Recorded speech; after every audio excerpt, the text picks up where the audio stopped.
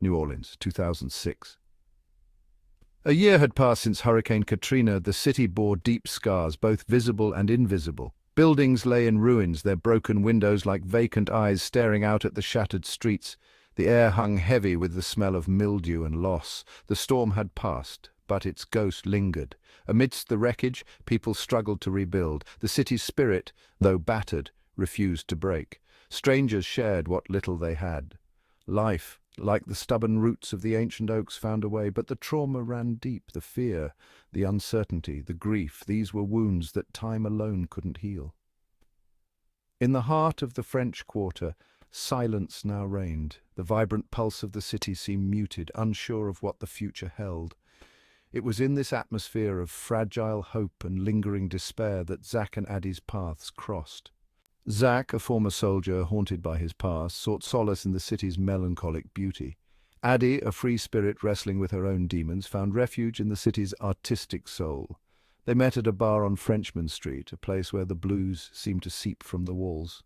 He was drawn to her vibrant energy, her infectious laugh, a stark contrast to the darkness that clung to him.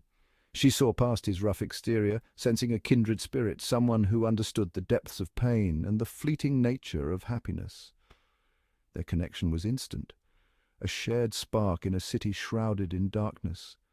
They spent their days exploring the ruined streets, finding solace in each other's company. They talked for hours, sharing their dreams, their fears, their scars. He told her about the horrors he'd witnessed in Iraq, the memories that haunted his sleep. She confided in him about the battles she fought within herself, the constant struggle to find balance in a world that felt off-kilter. Zack Bowen carried the weight of the world on his shoulders, the invisible wounds of war etched deep within him. He'd joined the army seeking purpose, a way to escape the turmoil of his childhood. He'd found brotherhood in the trenches, but also a darkness that would forever stain his soul. Iraq had changed him, the constant threat of death, the horrors he'd witnessed, the friends he'd lost, it had left him shattered. He'd returned home a stranger, the nightmares a constant reminder of the hell he'd left behind. The diagnosis was PTSD, but the label did little to ease his suffering. He tried to bury the memories in alcohol, in fleeting moments of oblivion. He pushed away those who tried to help, convinced that no one could understand the demons that gnawed at him. Addie, with her own troubled past, seemed to be the only one who could soothe his tormented soul. Addie was a whirlwind of creativity and chaos, her spirit both captivating and heartbreaking. She possessed a fierce intelligence and a passion for life that drew people to her. She was a talented artist, her paintings a reflection of the vibrant colors and tumultuous emotions that raged within her, but beneath the surface, darkness lurked. Addie battled bipolar disorder, her moods swinging between manic highs and crushing lows. The world seemed too bright, too loud, her senses often overwhelmed by the intensity of it all. She sought solace in art, in music, in the arms of those who offered her a moment of peace. She'd been in and out of hospitals, trying different medications, searching for a way to quiet the storm within. But the darkness always seemed to find her, pulling her down into its depths. Zack, with his own internal struggles, seemed to understand her in a way that others couldn't. A volatile bond, love and chaos intertwined. Their love was a tempestuous affair, a dangerous dance between two souls teetering on the edge. They were drawn to each other's intensity, their shared pain forging a bond both fierce and fragile.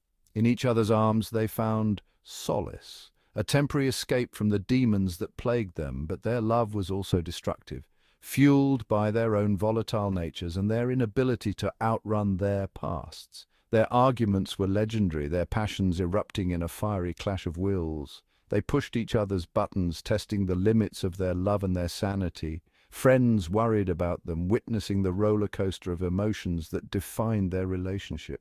They saw the love, the tenderness, but also the possessiveness, the jealousy that simmered beneath the surface. Their love was a dangerous game, one they both seemed determined to play, no matter the cost. The storm within tensions rise as New Orleans rebuilds. As New Orleans slowly began to heal, the cracks in Zack and Addie's relationship grew wider. The shared trauma that had initially drawn them together now threatened to tear them apart.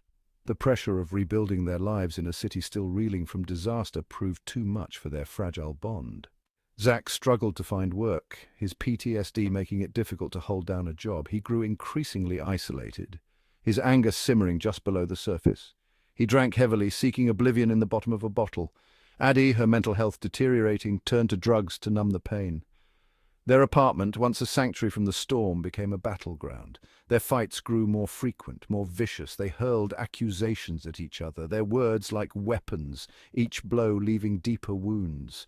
The love that had once burned so brightly now threatened to consume them both. The night of October 5th, a descent into madness. The details of that fateful night remain shrouded in a haze of alcohol, rage, and madness. What began as a heated argument escalated into a physical altercation. Fueled by jealousy and paranoia, Zack lashed out, his rage spiraling out of control. Addie fought back, her screams echoing through the empty apartment, but she was no match for his fury. He overpowered her, his hands closing around her throat, squeezing the life out of her. In that moment, something snapped inside him, the darkness he'd been battling consuming him completely. He stared down at her lifeless body, a wave of nausea washing over him. He was a monster. He'd become the very thing he feared most. Panic seized him. He had to disappear. He had to erase what he had done. A gruesome discovery. Horror at 826 North Rampart Street. The call came into the New Orleans Police Department on October 17th. A man had jumped from the roof of the Omni Royal Hotel, leaving behind a suicide note and a key. The note was rambling, incoherent, filled with remorse and despair. It hinted at a darkness so profound that it chilled the officers to the bone. They arrived at 826 North Rampart, their stomachs churning with dread. The stench hit them first, a sickening sweet odor of decay. Inside they found a scene of unimaginable horror. Addie's dismembered body was scattered throughout the apartment. The apartment was a testament to madness, the walls spattered with blood. It was a scene that would forever haunt the nightmares of the seasoned detectives. Zack's confession, a suicide note, and a trail of remorse. Zack's suicide note was a chilling confession, a window into the tormented mind of a man driven to the brink. He wrote of his love for Addie, his despair over his actions, his inability to live with the guilt of what he had done. He begged for forgiveness, knowing that his sins were unforgivable. He wrote of the war, of the demons that haunted him, of the darkness that had consumed him. He wrote of his love for Addie, of how she had been the only light in his life, a light he had extinguished with his own hands. He ended the note with a plea for understanding, a desperate attempt to explain the unexplainable. His words offered little comfort to those left behind, those struggling to comprehend the senselessness of it all. His confession did little to ease their pain, their anger, their confusion. It only served as a stark reminder of the devastating consequences of untreated mental illness, a tragic echo of a love story gone horribly wrong. The haunting legacy whispers of tragedy and paranormal activity. In the aftermath of the tragedy, 826 North Rampart Street became a place of morbid fascination. Whispers of the gruesome events that had transpired within its walls spread throughout the city. The building, already steeped in the history of New Orleans, took on a sinister new layer. Some whispered of strange occurrences, of cold spots and disembodied voices. Others claimed to have seen apparitions, fleeting glimpses of a young couple locked in a macabre embrace. The building became a magnet for paranormal investigators, drawn to its dark energy, its tragic past. Whether these stories were true or simply the product of overactive imaginations, one thing was certain. 826 North Rampart Street had become a symbol of the city's enduring connection to the spirit world, a place where the veil between the living and the dead seemed particularly thin. A city haunted remembering Zack and Addie. Years have passed since the tragedy at 826 North Rampart Street. The building itself is gone, destroyed by a fire in 2016, but the memory of Zack and Addie lingers, a cautionary tale whispered on the wind. Their story serves as a stark reminder of the fragility of the human psyche, the devastating consequences of untreated mental illness.